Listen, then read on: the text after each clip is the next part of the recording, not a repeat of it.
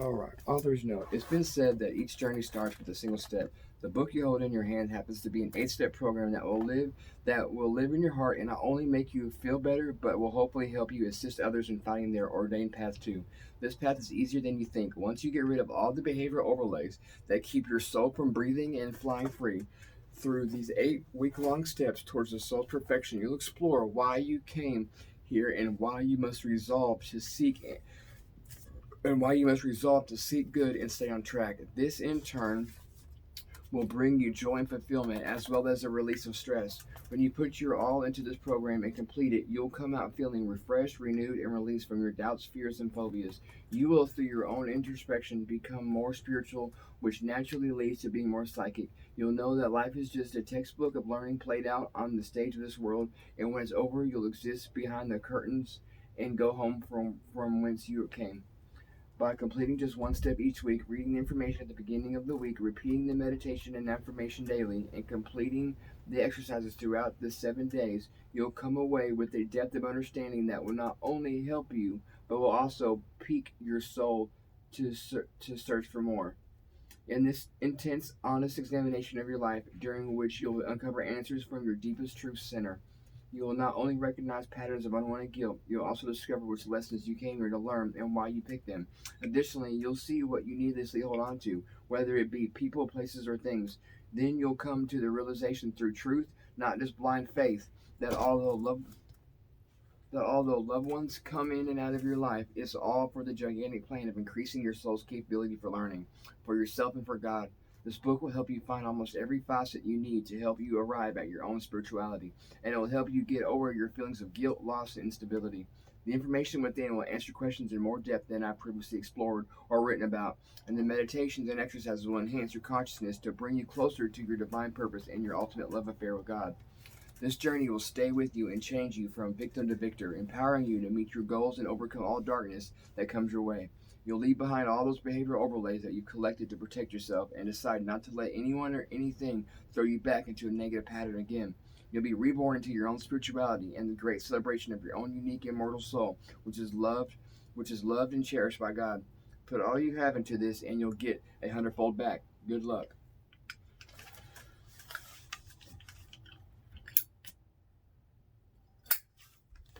Okay, step one.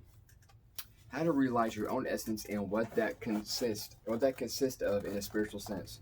Aristotle said it better than anyone. The soul is the cause or source of the living body. We can go through all the large and small facets of our personality, our likes and dislikes, our thoughts, temperaments, our pet peeves, irritations, even our hates and loves. But we have to decipher the true essence of our soul and separate that from what comes with this human life in all its perfections and failings. The soul, in its ultimate purest form, has one innate purpose, and that is to perfect and learn for God.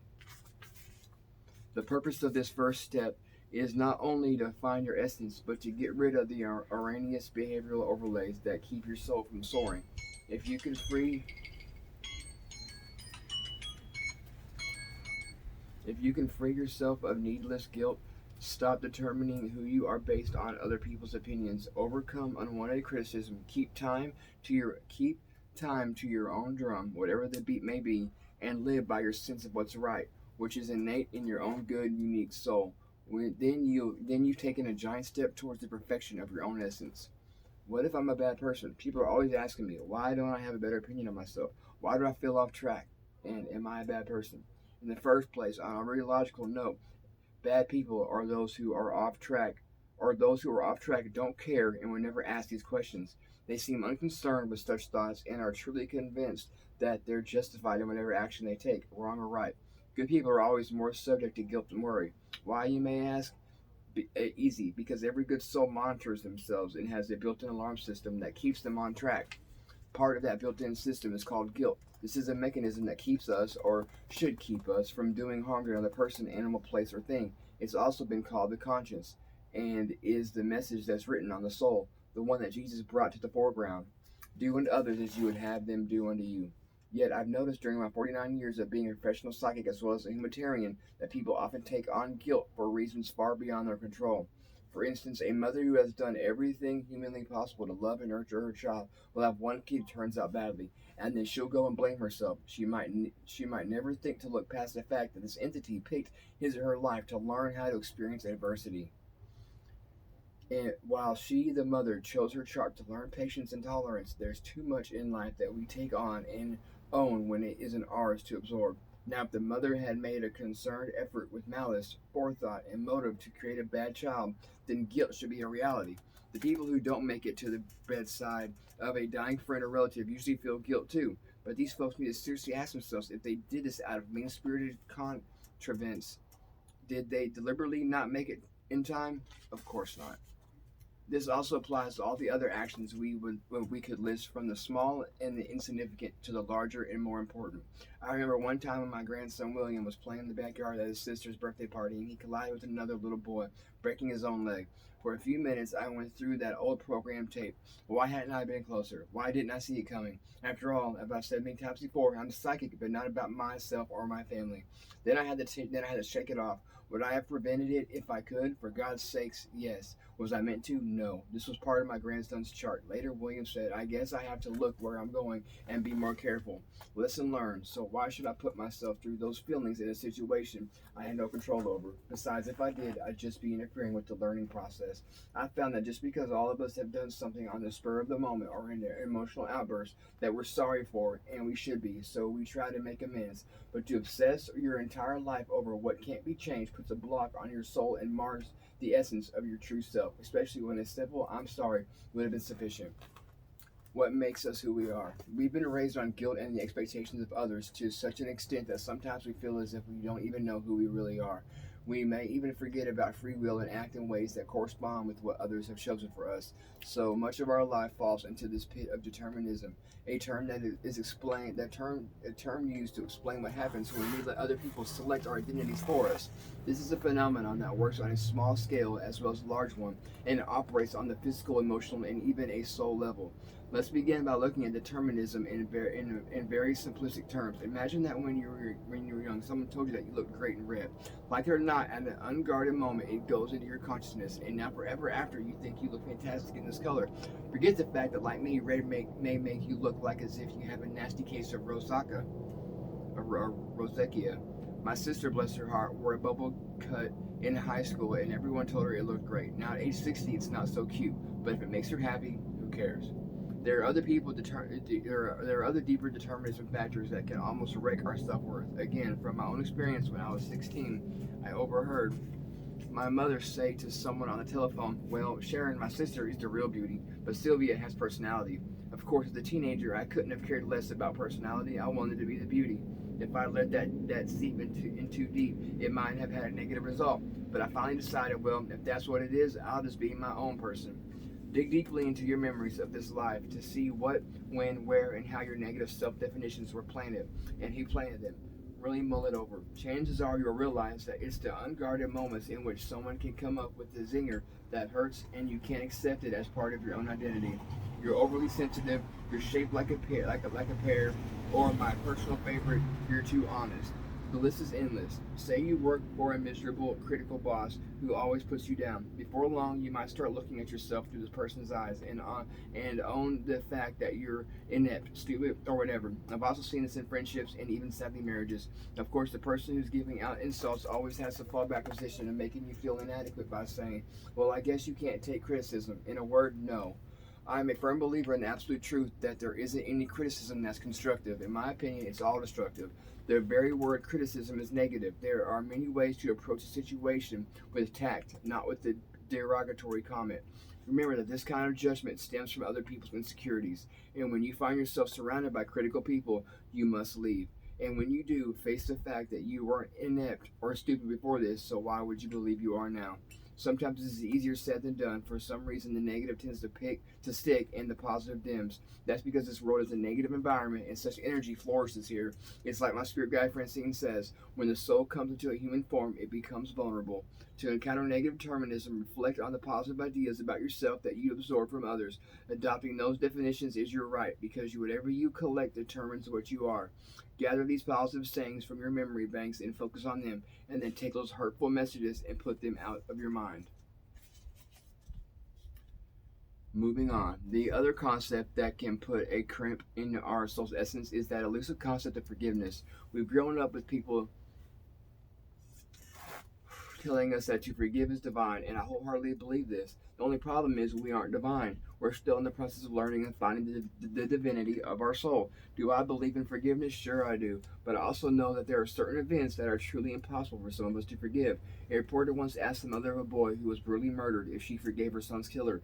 That mother looked a journalist square in the eye and said, "No, but I've given it to God because it's too much for me." I thought, good for you. We spend too much time trying to forgive when we can't, rather than just letting it go and giving it to God. Of course, sometimes you have to work through the animosity and even the feelings of vengeance before you can get to that place of releasing it to God and the universe.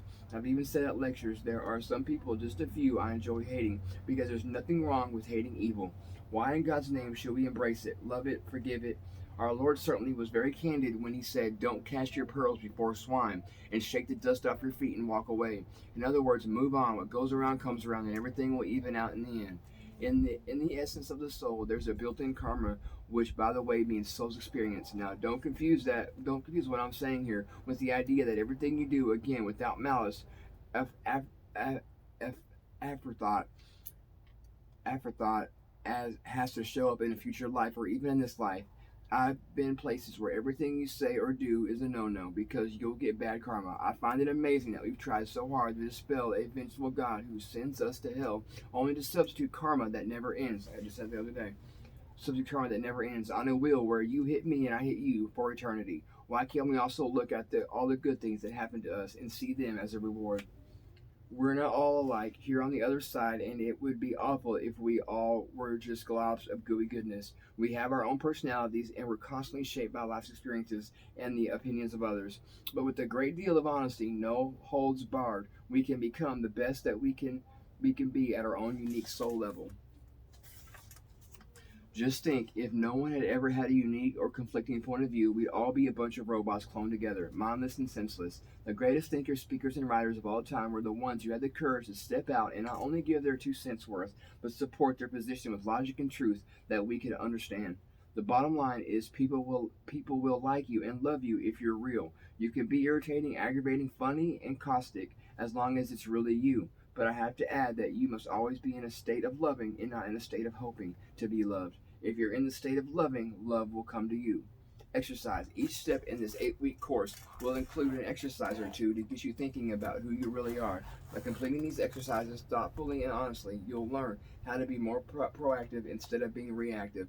That is, you'll respond to events in your life in a positive way. So let's get started. This first exercise will help you realize who you are. Now that you've had a chance to reflect on all the things you've been determined by, all the things that have been put on you, and all the things that other people have told you, you're ready to explore your true essence. So take out a piece of paper, or better yet, turn to the first page of a blank journal and divide it in half. On the top left side, write all the things I'm not. On the right hand side, write all the things I am. Here's an example for you to use as a guide.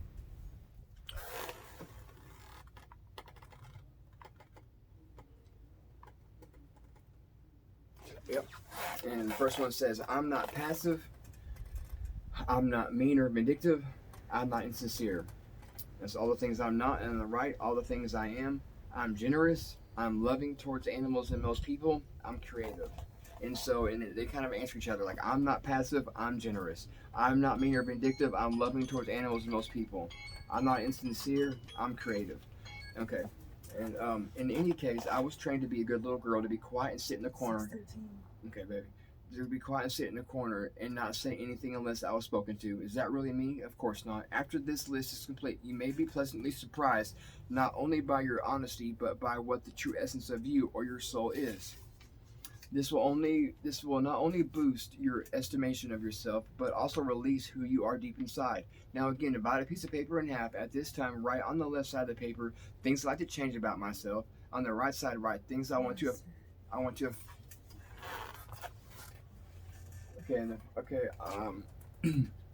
Now again, divide a piece of paper in half, and at this time, write on the left side of the paper things I'd like to change about myself. On the right side, write things I want to affirm in my life.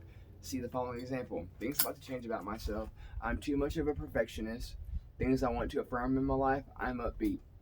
Okay. Things I like to change with myself. I'm impatient with myself. Things I want to affirm in my life. Children love me. Things I like to change about myself. I procrastinate. Um, Things I want to affirm in my life. I have unique talents. Okay, and then again, look at the example. There. Okay, and then after you complete this list, see the areas that you need to work on, but also see the ways in which you really are a good person. You might even notice that some of the consider. Oh, you tried hitting me? Yeah, sorry, baby. Um, you might even notice that some of the traits you consider negative can be turned into a positive part of yourself.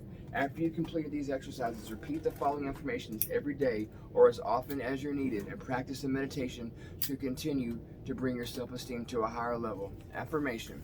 Each day, face yourself in the mirror and say, I am a happy, loving person, and I carry God's unique essence in my soul. Every action I do today will be for others as well as myself. Okay, and then now for the meditation part, okay, so meditation, lie in a prone position or sit comfortably in a chair. Okay, so you do that, and then so say this, and you're gonna want to close your eyes. Okay, lie in a prone position and sit comfortably in a chair. Begin to relax yourself from your toes up to your feet, legs, trunk, neck, and arms, and head, and surround yourself with an emerald green light for healing. Breathe deeply, and each time you exhale, say, I'm letting go of all negativity. Now take yourself to a meadow. Walk slowly and feel your guides, your angels, and your loved ones who have passed over by your side. Notice that you feel free and light, almost as if you are glowing with God's love, and you sense deep inside the true, happy, successful beauty of your immortal soul. You will begin to feel that all the guilt, determinism, opinions, criticisms, cruelty, and rejection you have stored up, all the negativity is peeling off like so many heavy overcoats. You can even pick out specific embarrassing incidents, obsessions, losses, and pains, or you can just let them come. As soon as they do, mentally let them drop away. You're still walking, and all of a sudden you come upon a stream.